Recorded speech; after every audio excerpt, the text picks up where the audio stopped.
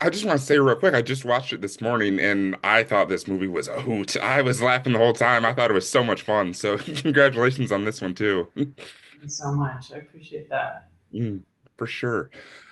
So Britt, you've had a really busy month or two now, I'm sure. Just with the release of Severance and Darkest Miriam and now Psychotherapy, all coming out kind of right by each other.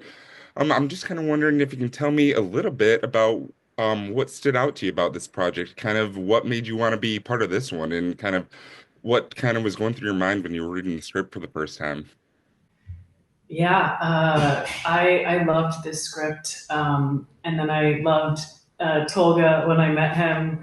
I think he just has such a fresh, unique sense of humor, and these characters, I thought they were just so funny. The marriage counselor scenes were had me laughing out loud when I was reading them, and yeah, I was just really intrigued and excited to get into Susie's point of view, particularly the onion chopping scene really drew me in, and yeah, just getting to work with John and Steve. I mean, I just really admire both of them as artists, so a chance to get to work with them was like absolutely.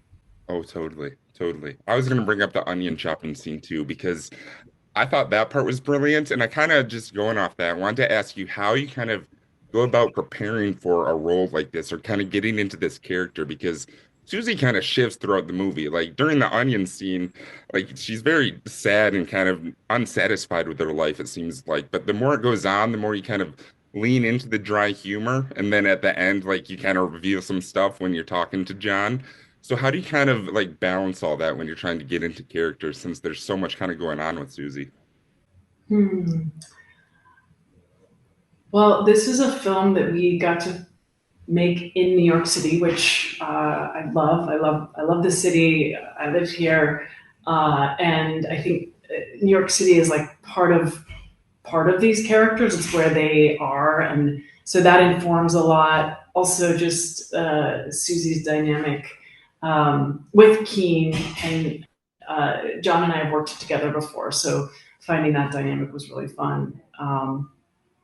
But yeah, this is a character who has a really kind of hidden emotional life. She holds herself, with a lot of composure, but the events of the film really start to light her up inside, and she has this new kind of drive and curiosity that she hasn't felt in a long time, and that's inspired by Keane and Colmick and their sort of misadventures and wanting to figure out what the hell's going on. And Yeah. yeah, it just kind of wakes her up a bit Sure. or a Totally. lot. A lot, yeah. No, totally. And I'm kind of going on that. We're not going to publish this till after the movie comes out. So that means we can talk about the ending and about spoilers and everything. But I just kind of want to get your take on the ending because it's not where I expected it to end, but then I was like, oh, that's actually like pretty brilliant. Like a really cool note to go out on. But I was kind of just curious what you think kind of happens from there. Like, do you think Susie and Keane, like after all they go through, after all Susie tells them there at the end, do you think that they like still have a future together, or do you see it more as this is kind of the turning point and you can't go back after this? Hmm. Well, I think oddly enough, Steve's character Colmick is accidentally a great marriage counselor for them, Mhm. and kind of unlocks something for them that gives them a new insight, kind of reignites their uh, interest in one another, and so who knows? I don't know. Up to the audience to decide, but I think there's perhaps a new beginning. Yeah, sure. No, totally.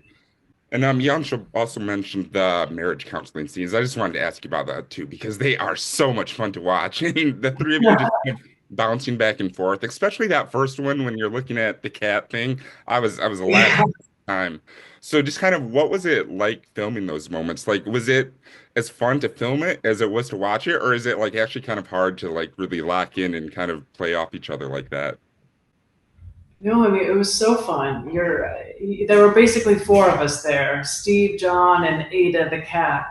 And they'd gone through many iterations of what that taxidermy animal was going to be. I think at one point it was maybe going to be a squirrel, which I think would have had a whole other feel.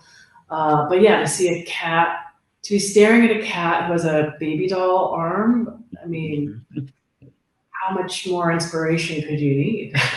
I love how you never know like the story behind it either. It's just there. I thought that was great. Yeah, it's just there, just like a llama kind of being there in the bar. Mm. I appreciated that about Tolga's just sense of humor. There was just something fresh and surprising uh, in his script, and then as we were filming, kind of just little Easter eggs everywhere.